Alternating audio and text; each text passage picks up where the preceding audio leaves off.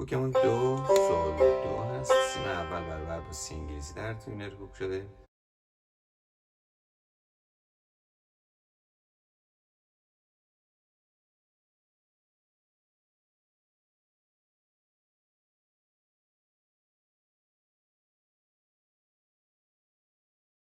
می فا سول و چپ ریز می بفا یک میاد پایین.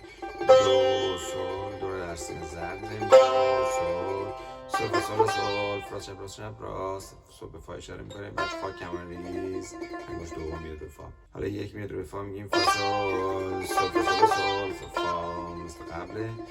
یه پله بالاتر از سول سول لا سول سول کمان ریز فا سول سول فا سول سول فا کمان ریز فا می فا سول فام می کمان ریز می ره می فا می ره می ره می ره می ره می ره می فره ره می فره می فره می سول فا سول می را چپ راست سول فا سول می را چپ راست ره می ره می ره می ره می ره راست چپ هستن ره می فره.